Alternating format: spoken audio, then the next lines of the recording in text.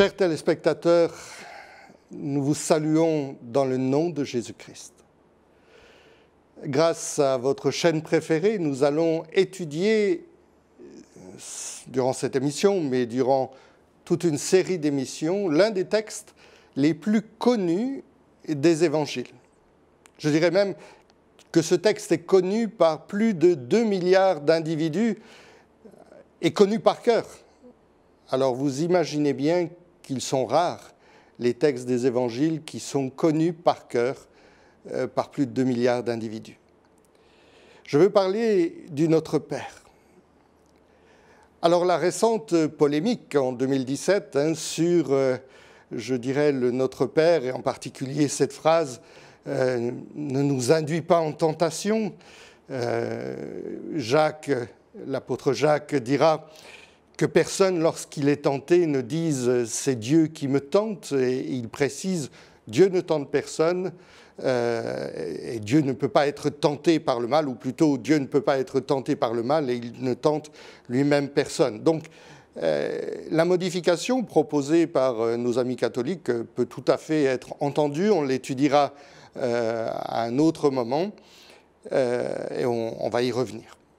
Mais je dirais, avant de commencer l'étude proprement dit du Notre Père, j'aimerais faire 2 choses. Première des choses, c'est de dire que cette étude n'a pas pour objectif de gagner en connaissance. Alors vous allez me dire, mais le Notre Père, qu'est-ce qu'il y a à gagner en connaissance sur le Notre Père? Vous verrez que le Notre Père est une perle où il y a énormément de choses à apprendre et à comprendre. Mais l'objectif, ce n'est pas de gagner en connaissance. L'objectif de cette étude, ce sera de gagner en relation avec votre Dieu et de rentrer dans une relation d'intimité chaque jour renouvelée et peut-être d'utiliser le Notre Père, de le réutiliser si vous ne l'utilisez pas dans votre vie de prière, ou peut-être de l'utiliser différemment pour bien comprendre toute la portée de cette magnifique prière. Alors j'ai envie de dire, qu'en est-il de nos vies de prière? Qu'en est-il de votre vie de prière? La prière n'est pas rituelle. La prière, selon le cœur de Dieu, est relation. Et je veux dire par là, quand je dis elle n'est pas rituelle, je ne parle pas de prière qui soit dite spontanée ou écrite, parce que le Notre Père est une prière écrite. Mais je veux parler du cœur qu'on met dans les mots que nous prononçons. Est-ce que nous prions d'une manière formelle ou est-ce que nous prions en comprenant profondément ce que nous sommes en train de dire? Avant de nous plonger dans l'étude proprement dite, j'aimerais vraiment souligner, et ça sera l'objet de cette émission, souligner l'importance de la prière. On dit que la prière, c'est la respiration de l'âme. Combien de temps vous pouvez rester sans respirer? Pas longtemps, n'est-ce pas? On peut rester un peu plus longtemps sans manger, on peut rester un peu plus longtemps sans faire différentes choses, mais sans respirer, c'est très restreint. Et si la prière, c'est véritablement la respiration de l'âme, comprenons que nous devons, en tant que croyants, alimenter notre âme au travers de cette respiration. Alors quand je dis et quand je veux parler de l'importance de la prière, je voudrais associer cela avec, je dirais, la montée, la croissance, on pourrait dire, de l'épaississement des ténèbres et des ténèbres spirituelles. Alors peut-être vous me direz, bon, on parle de ça, on en parle tout le temps. C'est un peu comme le réchauffement de la planète. Certains y croient, d'autres disent que ce n'est pas vraiment à l'ordre du jour. Mais l'Écriture nous parle d'un moment, et il est dit cela dans Apocalypse chapitre 3, verset 10. Il est dit « Parce que tu as gardé la parole de la persévérance en moi, je te garderai aussi à l'heure de la tentation qui va venir sur le monde entier pour éprouver les habitants de la terre. Comprenons bien que dans l'Apocalypse, l'apôtre Jean ne parle pas de l'heure de la tentation, je dirais, comme étant une heure de 60 minutes. L'heure de la tentation, c'est un moment bien précis où le monde va être éprouvé. Alors, n'allons pas rentrer dans du prophétisme un peu facile, mais l'Écriture parle quand même d'un moment où ça va être particulièrement difficile. L'heure de la tentation ne consistera pas dans toutes ces sortes d'épreuves qui nous sont communes, chômage, maladie, problèmes de couple, problèmes avec les enfants, etc. Même si toutes ces choses vont participer à ces moments difficiles, mais l'heure de la tentation nous parlera plutôt d'un temps d'épreuve propre à pousser l'homme vers les ténèbres pour sauver sa propre chair. Et nous voyons cela dans la réaction, par exemple, des disciples, lorsque Jésus les a invités à venir prier avec lui, parce que justement, ils n'avaient pas pris ce temps avant, dans la prière. Eh bien, au moment où l'épreuve est arrivée, c'était la panique. Et certains ont réagi d'une manière tout à fait charnelle, et nous nous souvenons, et nous n'allons pas le juger, parce que est-ce que nous n'aurions pas fait exactement pareil, et quelquefois est-ce que nous n'avons pas fait pareil? Nous nous souvenons de la réaction de Pierre, qui avait dit « Mais Seigneur, à Dieu ne plaise, non, ça ne va pas t'arriver, non, quand tous t'abandonneraient, moi je serai là. » Et puis quand l'épreuve est arrivée, eh bien Pierre, par 3 fois, a renié son Seigneur. Et il en a éprouvé une douleur profonde, amère. Alors si nous ne prions pas, si nous délaissons la prière, eh bien il est fort à parier que quand viendra l'heure de la tentation, eh bien peut-être nous ne serons pas là au rendez-vous où nous devrions être. Donc, à un moment donné, il va falloir faire un choix. Et l'Écriture nous parle d'hommes qui ont fait des choix sous la pression d'une manière et d'autres qui l'ont fait de l'autre manière. Alors je ne prendrai qu'une référence dans l'aspect négatif. Je pense à cette réaction de Saül dans l'Ancien Testament, à qui Dieu avait donné un certain nombre de consignes, d'ordres, de choses qu'il devait accomplir pour sanctifier le nom de Dieu aux yeux de tous.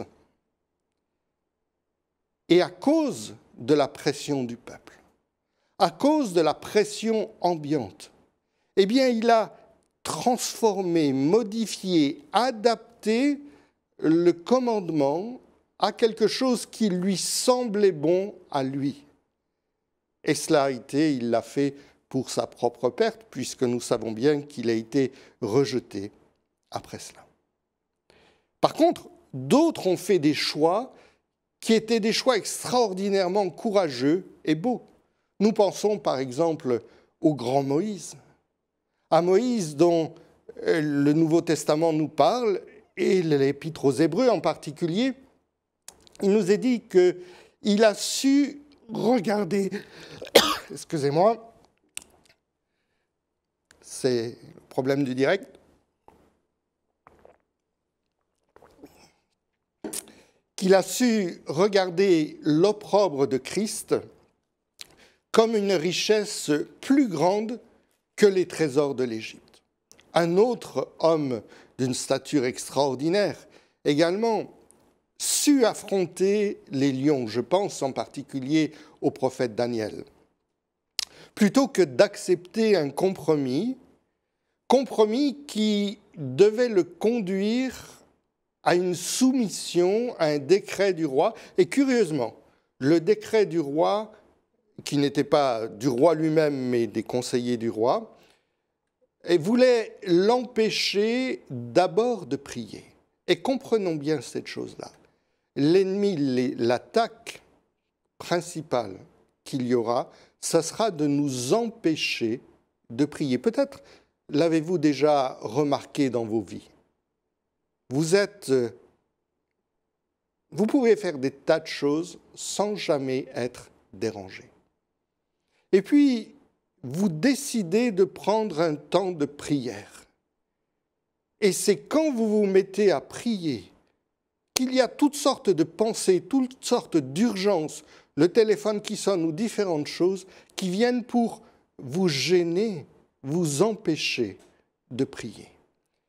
Eh bien, toutes ces études sont là et seront là simplement pour nous encourager, vous encourager à remettre la prière au centre de votre vie.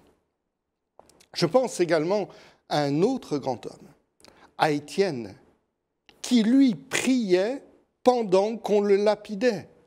C'est dire toute l'importance de cette relation constante avec Dieu, ce Dieu qui nous a dit « mais priez sans cesse ». Et bien évidemment, nous pouvons prendre l'exemple d'hommes de grande valeur. Mais l'exemple parmi les exemples, n'est-il pas celui du maître des maîtres au jardin de Gethsémani? Et la prière nous est indiquée, là encore, comme la clé pour tenir ferme face à l'épreuve. L'esprit est bien disposé, dira Jésus, mais la chair, elle n'est pas bien disposée, elle est faible. Et donc au 1er siècle, comme au 21e siècle, l'esprit est toujours aussi bien disposé. Mais la chair est toujours et encore aussi faible. Et quand l'épreuve, et redisons-le pour bien ancrer cela dans notre cœur, quand l'épreuve est venue dans la nuit à Gethsémani, les disciples furent sans force. Nous enregistrons aux Antilles.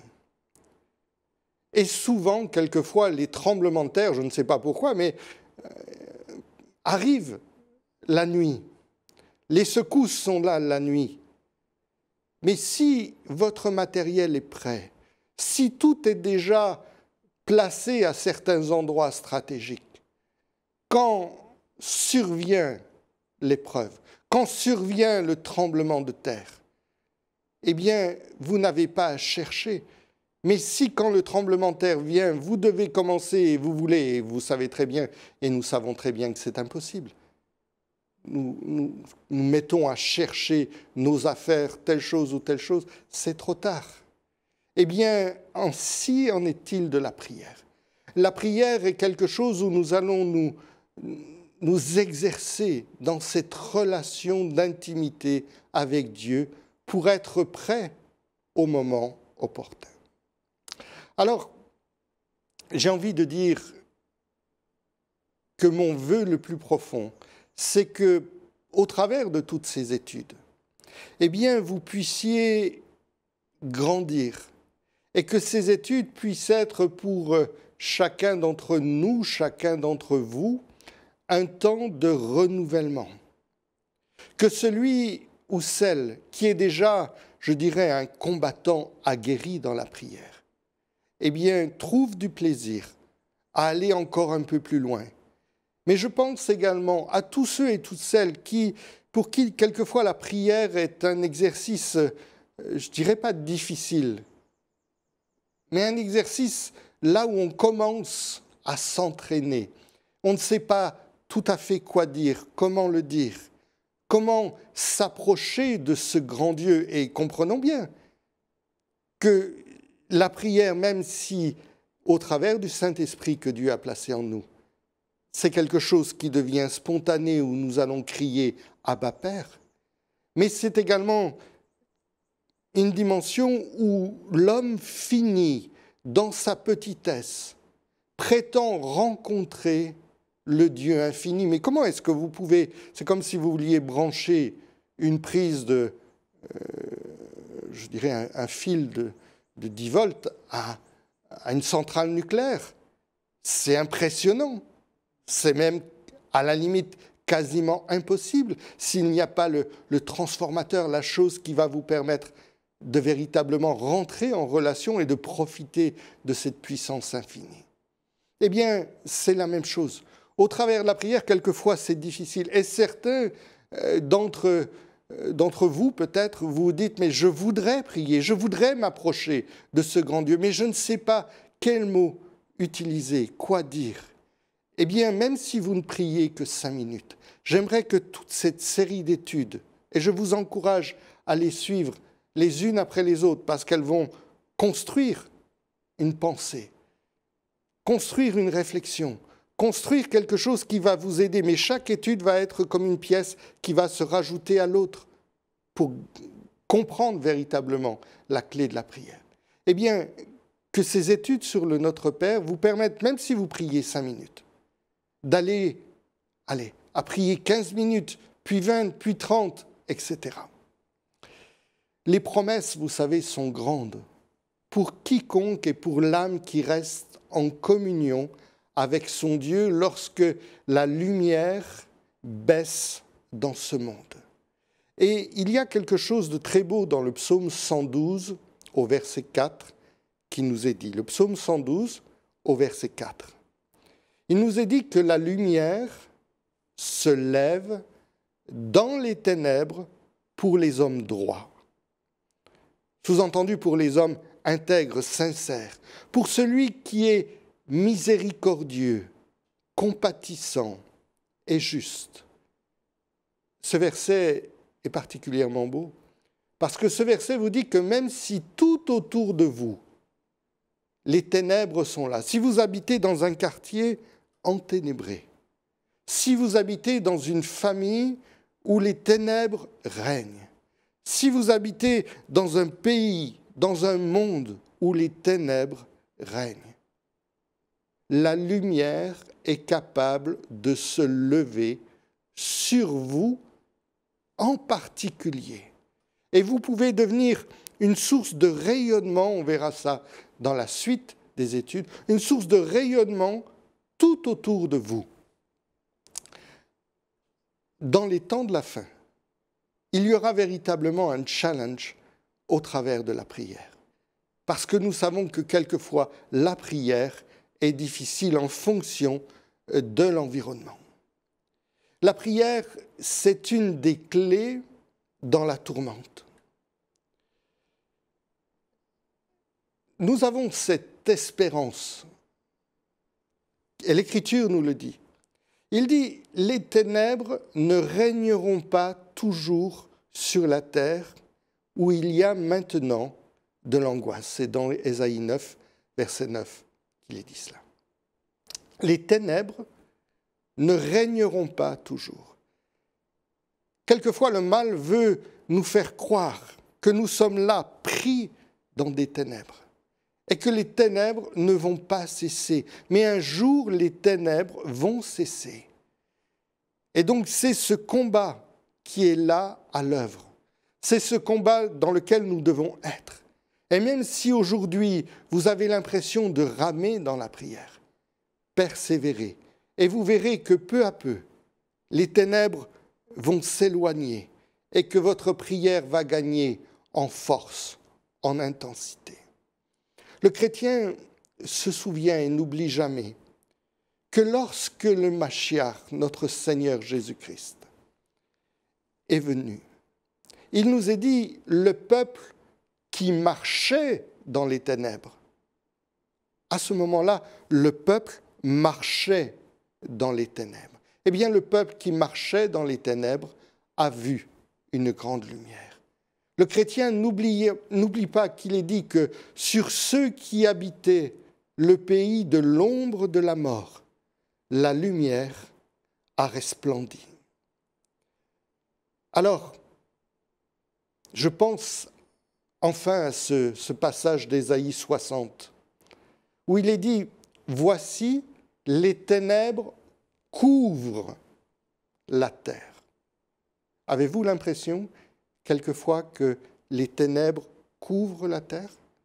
Est-ce que cela vous attriste? Est-ce que cela vous décourage? Est-ce que cela vous dit, mais vous donne l'impression qu'il n'y a plus rien à faire? Eh bien, l'Écriture dit, voici, les ténèbres couvrent la terre et l'obscurité les peuples. Mais sur toi, l'Éternel se lève, sur toi, sa gloire apparaît. Je ne sais pas si nous réalisons et si vous réalisez. Sur toi, sa gloire apparaît.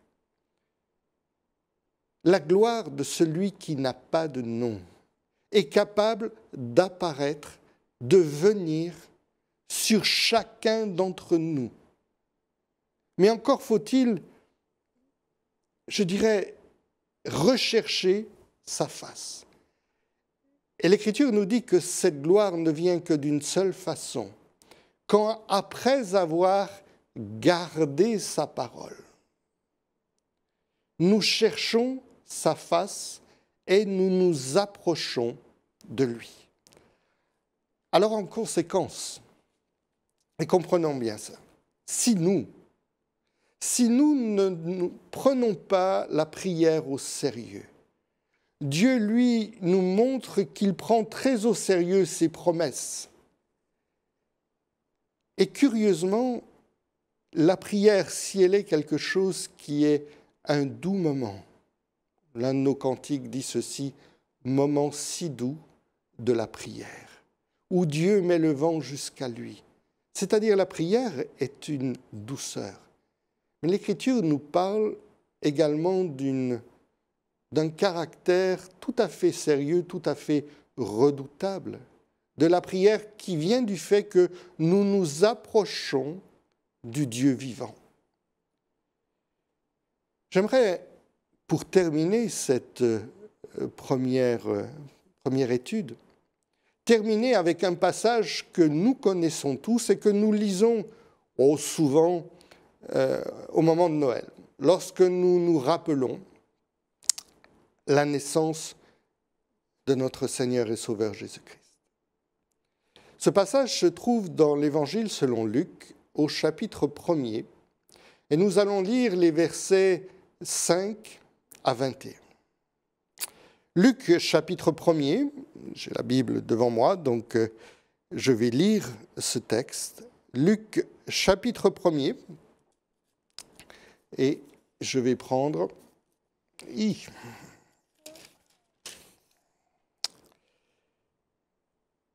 Alors, Luc chapitre 1er, à partir du verset 5.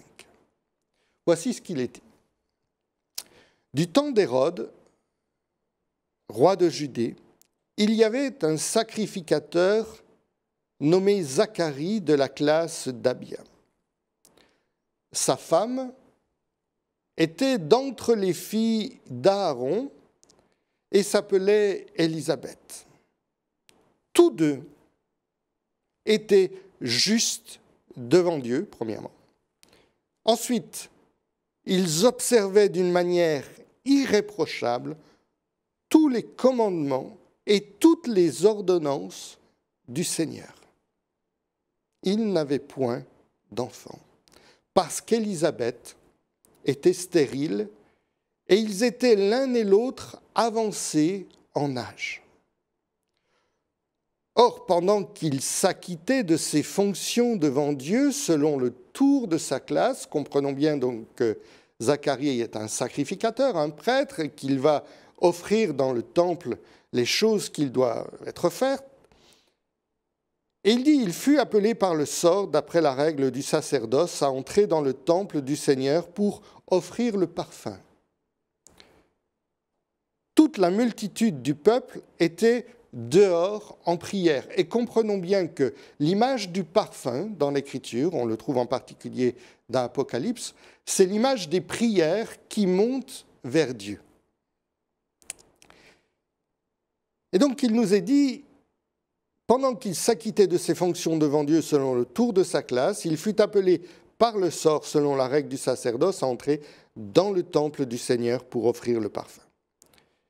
Toute la multitude du peuple était dehors en prière à l'heure du parfum. Alors un ange du Seigneur apparut à Zacharie et se tint, et notez bien l'endroit où l'ange va se tenir, il nous est dit, alors l'ange du Seigneur apparut à Zacharie et se tint debout à droite de l'autel des parfums. C'est-à-dire que l'ange est là exactement où normalement les prières sont là pour monter, ou les parfums, symbole des prières, montent vers Dieu. Zacharie fut troublé en le voyant, et la frayeur s'empara de lui. Mais l'ange lui dit, ne crains point Zacharie, car ta prière a été exaucée. Quelle prière? Quelle prière qui était la prière du cœur de Zacharie, cette prière que Zacharie peut-être faisait monter jour et nuit, et cela pendant des années et des années. Lui qui n'avait pas d'enfant. Car ta prière a été exaucée, ta femme Élisabeth, et donc nous voyons bien l'image et l'axe de la prière de Zacharie, ta femme Élisabeth enfantera un fils, tu lui donneras le nom de Jean. Il sera pour toi un sujet de joie et d'allégresse, et plusieurs se réjouiront de sa naissance. Et donc, l'ange va décrire un certain nombre de choses. Verset 18, Zacharie dit à l'ange, et là on est dans un service divin, et on est dans une relation, je dirais, avec le représentant de ce Dieu tout-puissant qui est là, qui était envoyé pour annoncer quelque chose à Zacharie. Zacharie dit à l'ange, « À quoi reconnaîtrai-je cela? Car je suis vieux et ma femme est avancée en âge. » L'ange lui répondit, « Je suis Gabriel, je me tiens devant Dieu, j'ai été envoyé pour te parler, pour t'annoncer cette bonne nouvelle. Et voici, tu seras muet et tu ne pourras parler jusqu'au jour où ces choses arriveront, parce que tu n'as pas cru à mes paroles qui s'accompliront en leur temps. » Mes amis, quelle redoutable expérience que traverse là Zacharie. Pourtant, on vient de le lire, lui et sa femme sont pieux, ils sont justes, ils sont irréprochables devant Dieu. On pourrait se dire quand même, Seigneur, pour un couple qui te sert, pas pendant, c'est pas la semaine dernière, pendant des années, d'une façon irréprochable, ils n'ont pas d'enfants, et tu viens leur faire une grâce. Mais est-ce que tu ne vas pas surabonder en grâce? Non. Pendant que sa femme va devoir attendre 9 mois, elle va prendre 9 mois pour accoucher de l'enfant, pour construire l'enfant. Eh bien, Zacharie va rester muet également pendant 9 mois pour construire sa vie de prière avec ce Dieu, pour comprendre que les mots qu'il a prononcés à un moment donné, il aurait dû croire que ce Dieu tout-puissant était là pour l'exaucer. C'est dire le caractère redoutable et quelquefois exigeant de la prière parce que nous nous approchons du Dieu vivant. La leçon importante, quand Dieu missionne un ange, à quel moment le missionne-t-il? Et c'est là où on voit et on comprend un peu le pourquoi de la sévérité de Dieu. Parce que Zacharie n'était pas n'importe qui. Zacharie est celui qui offrait le parfum, c'est-à-dire qui offrait la prière du peuple. Et le peuple était dehors en prière. Et lui était là. Et l'ange vient se positionner à droite de l'autel des parfums. Autrement dit, attention à cette manière dont tu vas t'approcher du Dieu vivant. C'est au moment où Zacharie doit rencontrer Hachem.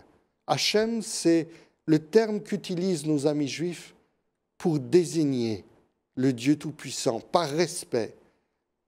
Ce mot veut dire le nom. Pourquoi? Parce qu'on s'approche de Dieu avec crainte et respect.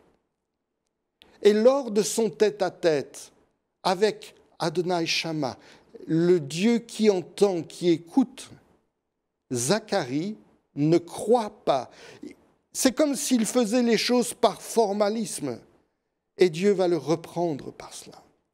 Alors j'ai envie de dire, est-ce que ce n'est pas redoutable, cette nécessité de sanctifier le nom de Dieu quand nous prions? Et cela me permet de clôturer cette étude, cette première étude, en nous rappelant que le Notre Père commencera par cette phrase: Notre Père qui est aux cieux, toi le Dieu redoutable, grand, souverainement élevé, que ton nom soit sanctifié.